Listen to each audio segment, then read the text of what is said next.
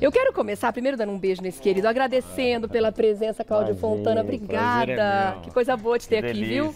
Fica à vontade. Obrigado. Não é? Cada dia, cada São vez seus mais. Sempre um olhos. menino. São seus olhos. Coisa boa isso, né? E eu quero já começar transmitindo para você a mensagem da Sandra, que ela passou pra gente aqui no nosso Instagram. Eu quero pedir para agradecer o Claudinho Fontana. Tá vendo? Olha a intimidade que fofo, Claudinho. Pela Mas as pessoas peça, me chamam de Claudinho. não é? Pela peça A Última Sessão de Freud. Maravilhosa. E ele, juntamente com o Odilon, perfeitos. Agora ele precisa contar o segredo da beleza. 60 anos. 60 mesmo. São cremes maravilhosos. O skincare da manhã.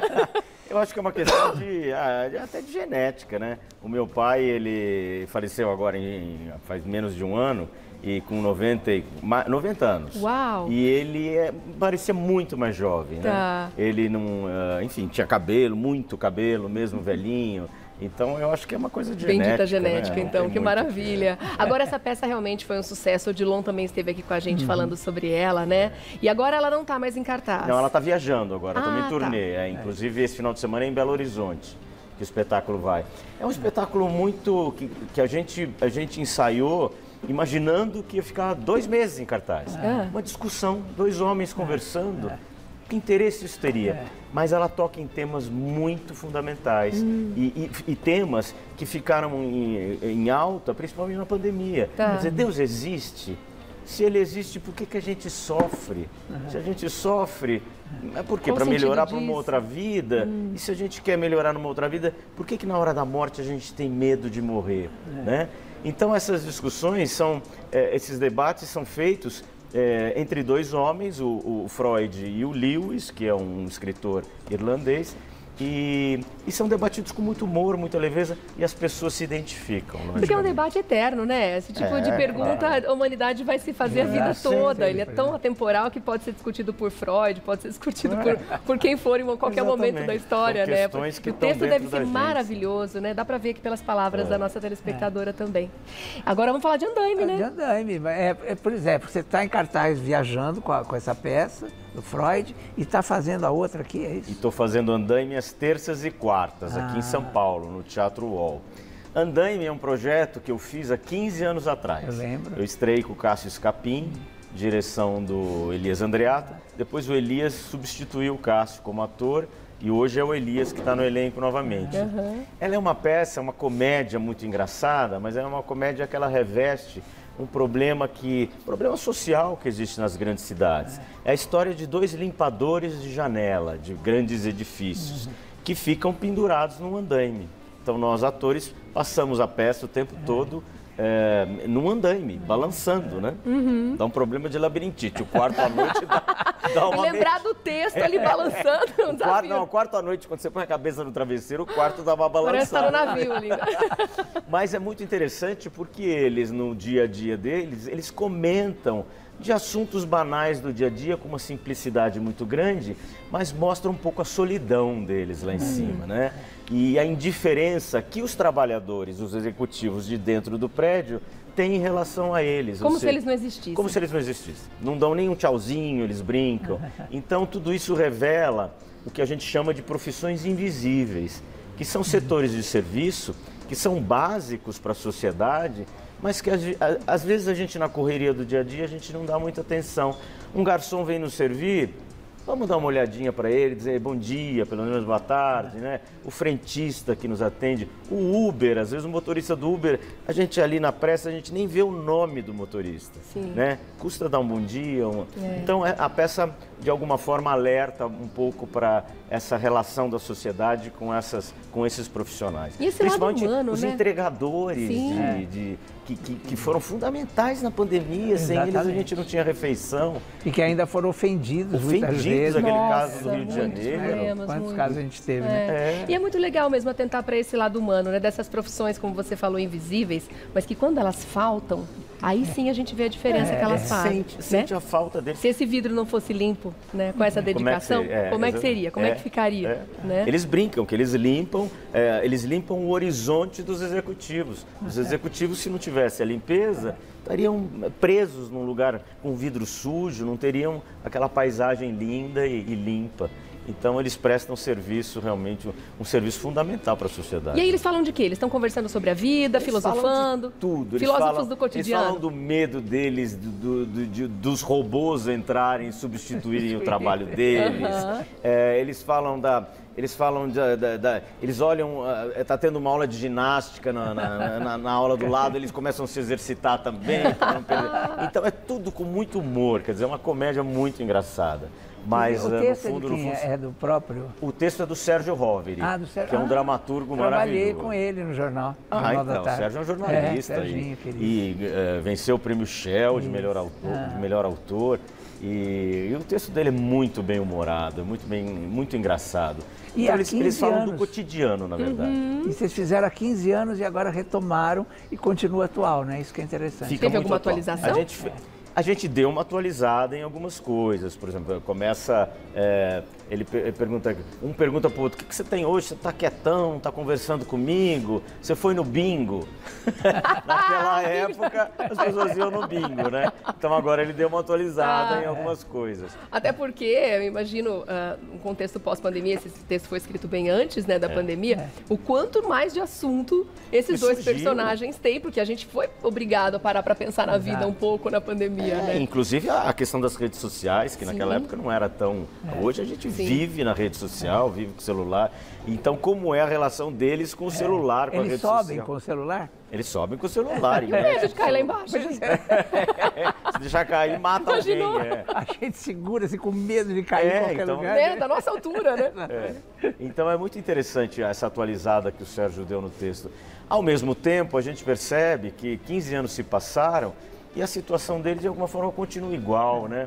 A gente não teve uma evolução social tão esperançosa. 15 anos atrás, eu acho que a gente tinha mais esperança na questão da diminuição da desigualdade social do que hoje, né? Você acha que a sociedade está mais cristalizada para isso hoje em dia? Eu acho que a gente viveu 15 anos... Nós vivemos 15 anos difíceis, né? Com governos difíceis. Então, eu acho que aquela questão, aquela esperança que a gente tinha, que as classes... A desigualdade social diminuísse, eu acho que ela se perdeu um pouco. Hoje a gente tem um problema grave na sociedade, as pessoas estão com fome, né? Na rua, pobreza. Então eu acho que a gente precisa prestar atenção para isso. Agora, Claudinho, é verdade que você era atleta e aí os exercícios estavam difíceis demais, você resolveu virar ator, foi assim? É verdade. Na verdade, eu nunca quis ser ator, Léo. Eu estudei para economia, me formei em economia, administração de empresas, trabalhei numa indústria química que vendia defensivo agrícola, veneno para a lavoura. Ia visitar as fazendas, quer dizer, estava em outra área, trabalhava com marketing. E aí, ao mesmo tempo, eu fazia atletismo no Clube Pinheiros, aqui em São Paulo.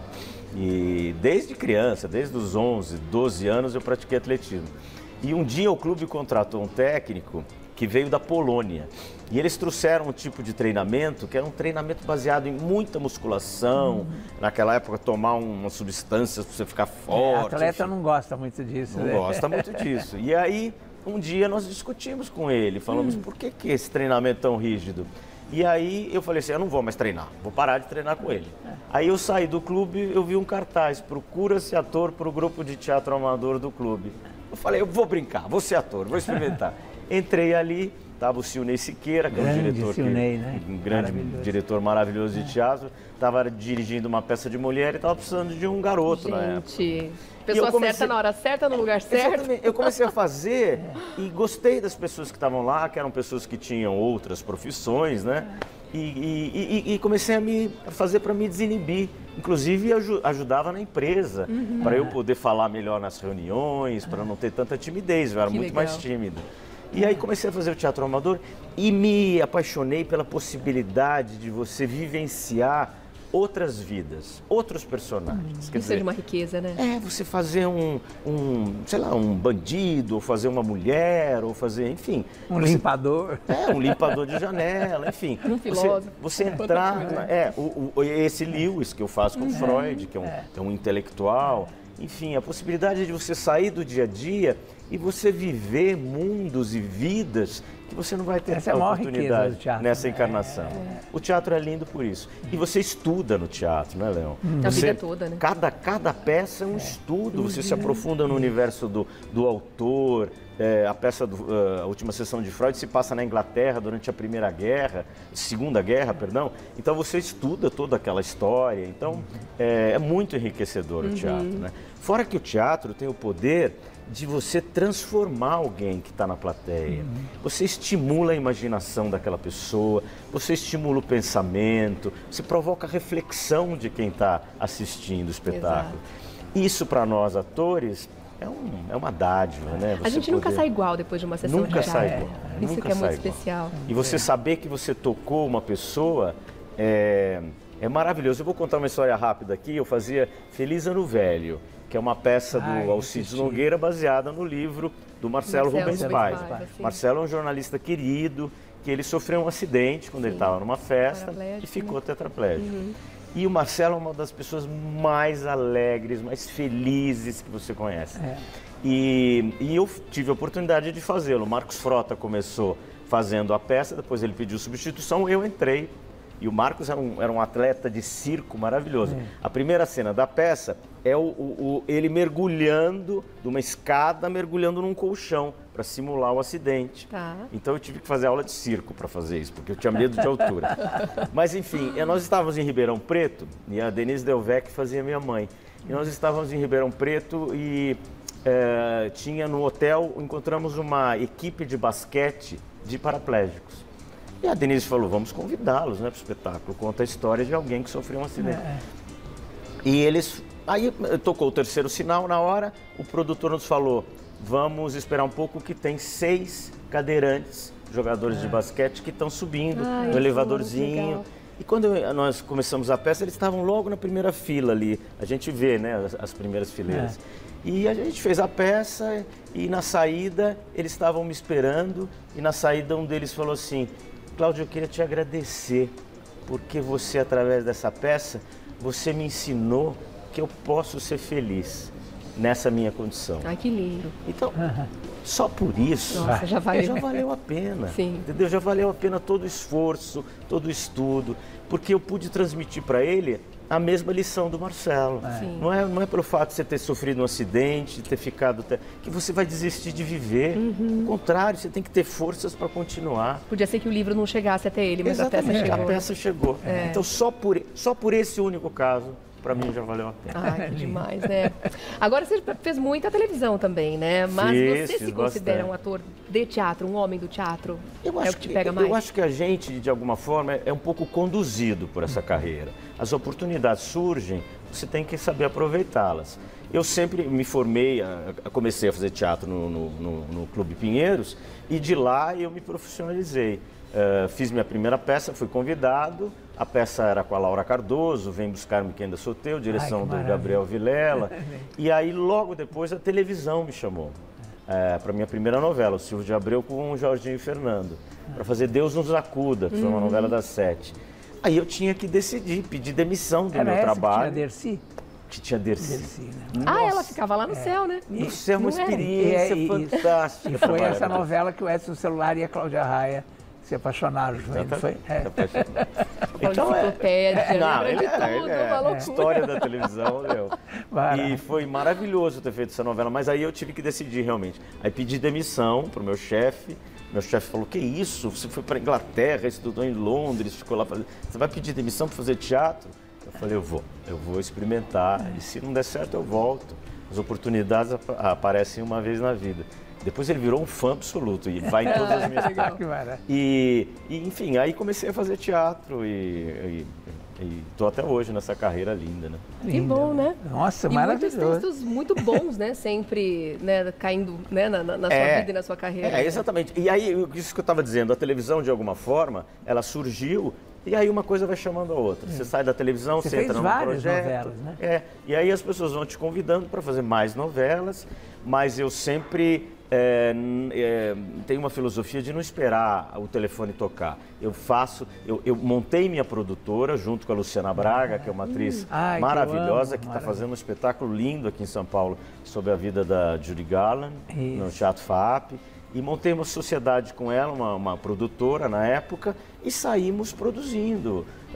O teatro é uma arte que você precisa de... é coletiva, você precisa de amizades, né? Você faz com amigos, com pessoas com as quais você tem afinidade. Com certeza. Então eu fiz amizades e comecei a produzir, fazer os meus projetos.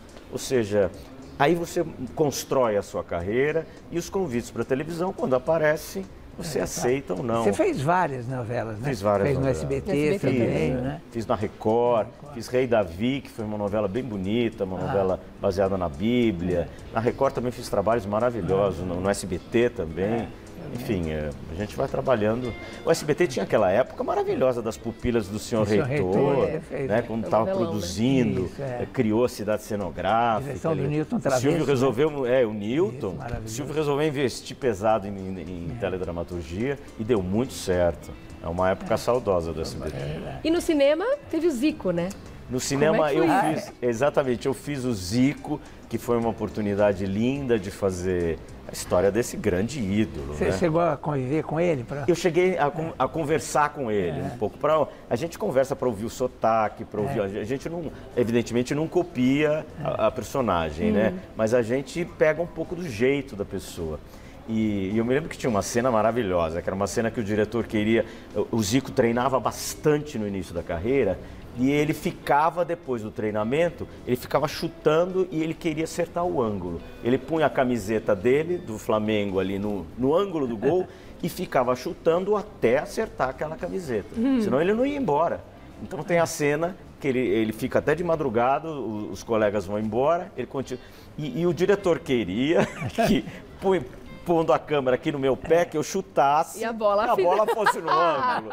Aí eu falei, gente, chutar eu efeito pra bola... tentei, mas a equipe falou assim, acho que não vai dar certo.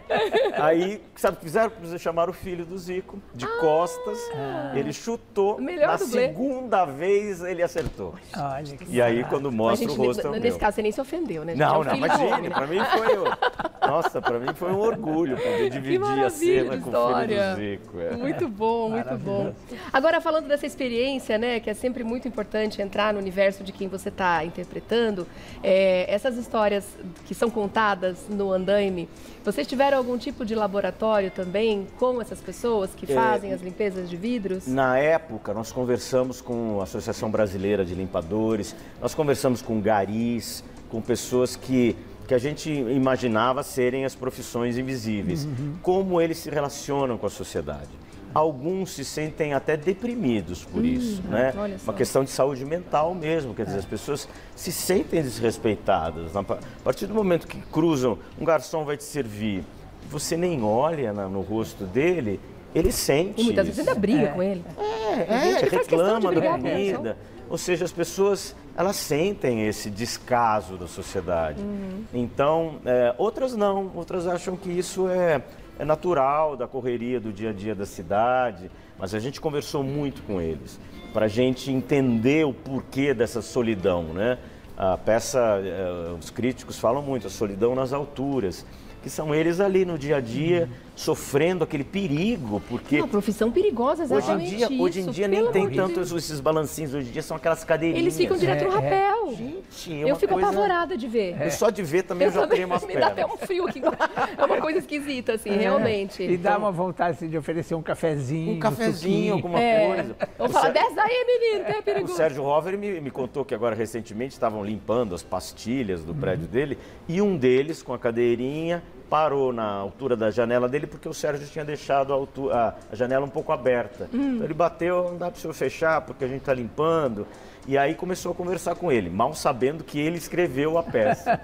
Perguntando para ele, o senhor pode fechar a janela, mas antes, o senhor faria esse meu trabalho? Ele falou assim, não, Sérgio, jamais, eu não tenho... Então, a gente faz esse trabalho aqui, a gente ganha pouco. Eu ganho R$ 1.800 por mês para sofrer todo esse esse perigo que ele está aqui. Fica Ou a seja, reivindicação. e ninguém conversa comigo. Então ele também falou exatamente isso que a peça se propõe, só, né? Que demais. Então... Bom, tem muita gente aqui adorando a sua presença, viu, Cláudio? Obrigada. Olha aqui a Sandra dizendo que você é um ator incrível, que essa tá falando que você está no teatro, mas quer saber se tem alguma chance de você ir para a TV logo. Eu acho que a televisão lógico, eu adoro fazer televisão e logo eu recebi um convite para voltar a fazer uma outra novela bíblica, mas eu estava envolvido muito com esse projeto do teatro. Eu tenho essa paixão pelo teatro e a última sessão de Freud a gente já está mais de um ano em cartaz. Então, e vamos prosseguir até o final do ano, a gente vai voltar a São Paulo em outubro. Então, o meu compromisso agora é com o teatro. Tá. Se surgir alguma série ou algum trabalho para televisão que não comprometa essa agenda, eu faço com o maior prazer. Inclusive, eu fiz um filme recentemente, que foi lançado recentemente sobre a vida da Celi Campelo, que é um filme muito bonitinho. Que era uma pessoa incrível. Ela era maravilhosa. E eu faço, enfim, uma participação ali, é um filme muito interessante. Muito bom. A Rosalina também dizendo que a última sessão de Freud ela assistiu e que é excelente texto, excelente atuação. E a Aura quer saber se vocês vão para Santos aí quando aí. A gente já teve em Santos, né? Há 15 anos atrás. Mas nossa ideia, terminada a temporada em São Paulo, é fazer uma circulação pelas cidades do interior. Então comecem a seguir, viu, gente? Aliás, aqui em São Paulo, a temporada de 23 de maio vai até 28 de junho, terças e quartas-feiras às 21 horas, tá bom? 2 sessões gratuitas. Isso, quarta-feira que vem tem uma sessão totalmente gratuita. Olha que beleza. Às 21 horas lá no Teatro UOL, Tá. 31 de maio. E depois a outra terça, dia 6 de junho. São sessões gratuitas. Também às 21 horas. E onde é o Teatro UOL? O Teatro UOL é o antigo Teatro Folha, ali no shopping Higienópolis. Muito fácil, pertinho. É muito fácil. É no shopping. Dá pra ir a pé, Léo. E tem segurança para quem quer estacionar o carro, quer dizer, você aproveita, toma um porque eles ficam cafezinho. mudando de nome do teatro, a gente E a gente não sabe quem é. Cada hora um patrocínio diferente, mas é né? do Grupo Folha, enfim, agora mudou para Teatro UOL. Tá bom. Então, gente, não dá pra perder, né? Ali no Shopping Parque Higienópolis, na Avenida Higienópolis 618. E aí vou deixar também o @ do Cláudio para você seguir, saber para onde a peça vai, para onde vai viajar depois no final da temporada aqui de São Paulo. Isso, eu estou dividindo o palco com o Elias Andreato, a direção é dele e o cenário e figurino são do Gabriel Vilela. Aliás, o Elias Andreato, mande um beijo trazer para cá para conversar também, né? Que maravilha de pessoa. O Elias é um querido. @Cláudio Fontana Ator, para você seguir, tá bom? @Cláudio Fontana Ator. Meu querido, muito obrigada. Imagina, eu que agradeço. Um prazer te conhecer pessoalmente, viu? Obrigado, muito mais obrigado sucesso. pelo Obrigada, muito bom. Vai com Deus, viu? Muito bom. Até uma próxima. Manda um beijo para Odilon também. Um querido quando esteve aqui, né, outro Leãozinho? querido. Nossa, maravilha.